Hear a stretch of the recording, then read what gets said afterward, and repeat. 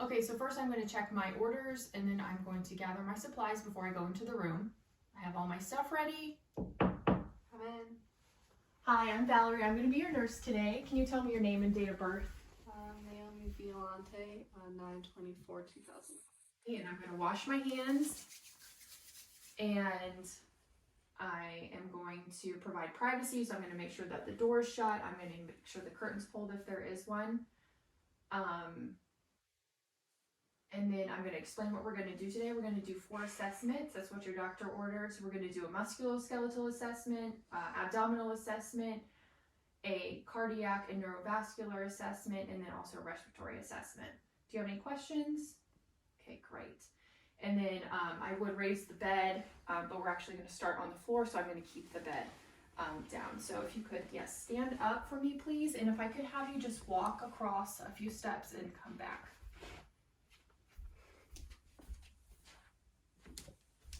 Okay, and when she's doing that, I'm looking at her gait. You can sit down. I'm looking to see if her arms are swinging freely, to see if her head is leading her body. I'm also looking at her posture, if she's standing up straight, if her hips and her shoulders are symmetrically aligned, and if her head is held erect, which all of those things were. Then I'm going to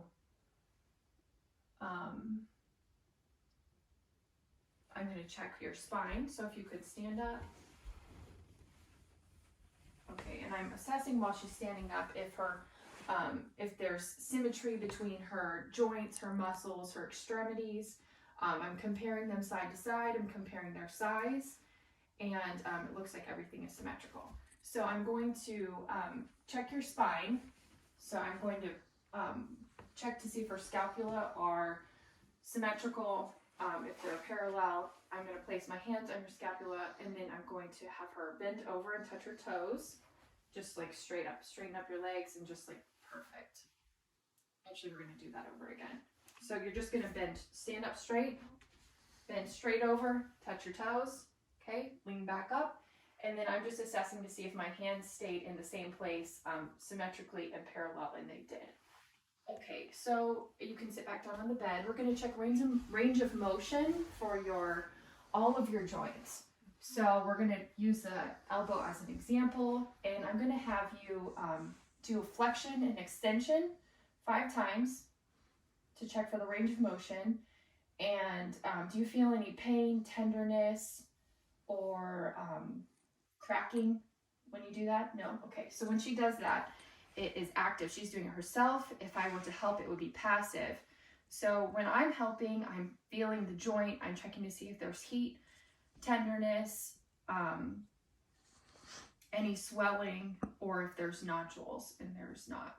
Okay, so we're going to check muscle strength now. So I'm going to have you grab my fingers and just squeeze. Okay, we're seeing if the strength is the same on both sides, and it was. And we would do that, like I said, for each joint in her body. Okay, great. We're going to move on to abdominal assessment. So I'm going to assist the patient in lying down, and you're just going to lie in supine position with your arms at your side. You're being a great patient. And I'm going to stand next to her, and I'm going to look at the symmetry. I'm going to make sure everything, provide privacy so that I'm only viewing the abdomen. So she has drape over the top and underneath her abdomen. And then I'm going to stand at her side, and I'm going to look at the symmetry. I'm going to look at the shape to see if there's any roundness or distension. I don't see any of that. And so we're going to start with auscultation because we don't want any false bowel sound determination after we palpate or percuss. So we're going to start in the right lower quadrant. That's where the ileocecal valve is, and that's where you can always hear bowel sounds. So we're going to start in the right lower. We're going to auscultate for 30 seconds in each quadrant. So the right lower, right upper, left lower. And we're going to be listening for low sounds. We're going to be listening for active sounds. We don't, we would be listening if we had hyperactive, hypoactive, or absent bowel sounds. If there's absent bowel sounds, then we're going to listen for 5 minutes in each quadrant. to assess for that. So 20 minutes total. Okay, so after we do that, we're going to lightly palpate each quadrant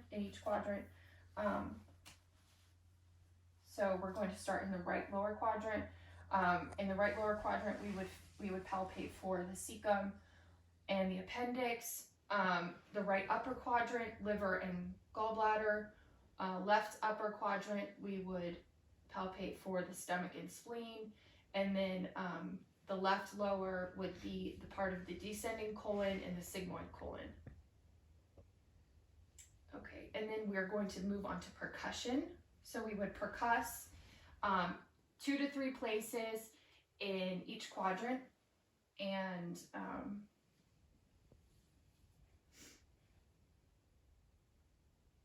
we're listening for sounds like tympanic sounds, so hollow resonance, and we would hear dullness over the organs. Okay, great. So if you could sit up and just swing your legs, and we're going to assess for pain and tenderness over the kidneys. So I would take my hand and I would strike with my fist over the area of the kidneys. Do you have any pain or tenderness? And I would do that bilaterally, so on both sides. Okay, we're going to move on to respiratory assessment. So we're going to find the location of the lungs based on landmarks on the chest. So the right upper lobe ends at the 5th rib at the mid-axillary line, and then the right mid lobe ends at the 6th rib at the mid-clavicular line, and then the right lower lobe begins at the right oblique fissure. And then on the left side, the left upper lobe ends at the left oblique fissure, and the left lower lobe begins at the 6th rib at the midclavicular line. On the posterior side, the upper right and upper left lobes both end at the T3 vertebrae, and then the left and right lower lobes extend down and end at T10 on exhalation, and they end at T12 on inhalation. So after we locate the lungs, we're going to inspect the thorax, both posterior and anterior. So anterior thorax, we're looking for watching her rate and rhythm of breathing, which is normal. I don't see any flaring of the nostrils. And then I don't see any signs of deformity. Also, we're assessing the anterior-posterior transverse diameters, and it should be 2 to 1 this way. And then the posterior thorax, we're going to assess for signs of deformity, and then we're going to palpate, or not palpate, but assess for lumps and masses. Okay, and then we're moving on. We're going to palpate for, so I'm going to have you actually swing your legs this way, and if you could just pull your hair up to the side so I can look at your back. Perfect. Okay, and then we're going to palpate using tactile firmness. So we're going to move the palm in a zigzag pattern down her back in 5 places on each side. So 4 and then 5 out here. And then she's going to say blue moon. Can you say that? Blue moon. Blue moon. Okay, we're going to assess to see if the vibration is the same on both sides. Like I said, we'll do that 5 down. And then we're going to check for chest expansion. So I'm going to place my hands right at the bottom of her rib cage and have her take a deep breath in and deep breath out. We're going to see if the hands move equally bilaterally. See if we have good chest expansion. Okay, then we're going to move on to percussion. So percussion, we're going to do anterior and posterior in 9 places. So we're going to start with 1 at the top. We're going to zigzag across. So 1, 2, all the way down to 9. So once we get to about 6, we're going to move in these spots on the sides. But we're going to strike, and we're listening for a hollow resonance, which means that those are healthy lungs. So we'll just move down, 9 spots around like that on the back. And then for the front, can you turn back around? Thank you. We're gonna do 9 spots also. So start up at the top and moving across, and then in a pattern down. For females, you can usually get you can percuss about 5 places. You cannot percuss over breast tissue because that gives you a dull sound. So you would put your hand, lift the breast, and then strike right underneath for the continuation. Okay, for auscultation, we're going to do the same thing. So we have the 9 places bilaterally, front and back. We're going to be listening for a full respiration, so in and out in each place. We're going to be listening for bronchial sounds, which we would hear right over the trachea. And those are high-pitched sounds. And then bronchial vesicular would be on the sides of the sternum, not over the sternum, but the sides. You can't listen over bone. And those are moderate in pitch and amplitude. And then vesicular sounds we're going to hear over the rest of the lungs.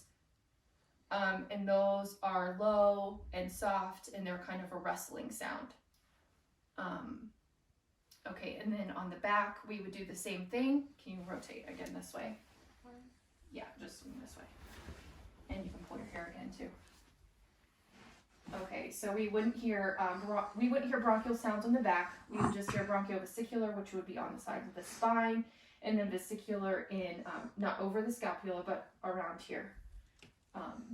And then we would be listening for adventitious sounds. So we would be listening for crackles, wheezes, and rhonchi. All right, one more. You're doing so great. So for this one, we're going to be doing the cardiac and the neurovascular. So for the cardiac, we would locate the position of the heart in the chest. So the position of the heart lies mostly on the left-hand side. So it begins at the 5th, or the top is at the first rib, and then it goes down, and the apex is at the 5th intercostal space at the midclavicular line. So we've located the area of the heart on the chest, and then we're going to be listening for the heart sounds. So we're going to be listening for 5 sounds. We're going to, not 5 sounds, but 5 areas. So the aortic pulse, which is the 2nd intercostal space on the right, and then the pulmonic, which is at the second intercostal space on the right side, and then Erb's point is at the 3rd intercostal space, and that's where you hear S1 and S2. S1 is the beginning of systole, it's the closing of the AV valves, and it's the lub sound. S2 is the end of systole, the closing of the SL valves, and it's the dub sound. Then we're going to be moving down, and we're going to listen to the tricuspid, which is at the 4th intercostal space to the left of, at the sternal border. And then the mitral is down at the 5th intercostal space at the midclavicular line. Okay, and once we've done the heart, and then we're going to palpate for the pulses. So we have the temporal, we're going to feel these bilaterally. Temporal, carotid, we'll feel one at a time. Apical is on the left portion of the chest. Brachial on the inner part of the arm. Radial down here. Femoral is right up here. Popliteal is behind the knee. Posterior tibial right here, and then pedal pulse is down here on the foot. And while we're looking at the ankle, we can check for signs of edema, signs of swelling. I don't see any signs of pitting. We're going to check for the temperature of the skin. It's warm, and We're also going to assess for capillary refill. So while I was down there looking at her ankle, I could check her toes. We're going to pinch or press on the nail and make it white, and then the color should return within 2 to 3 seconds.